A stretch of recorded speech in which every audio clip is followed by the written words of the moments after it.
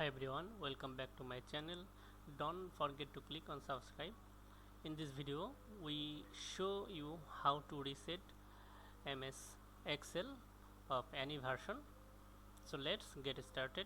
At first press window key plus R and then type REGEDIT,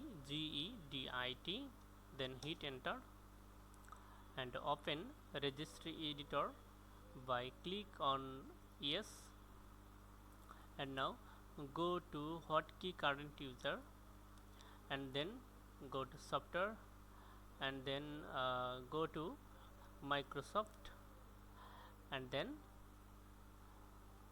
locate Office, and this is the version key.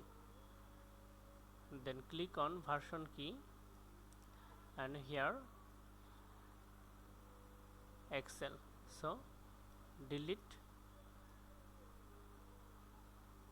this key and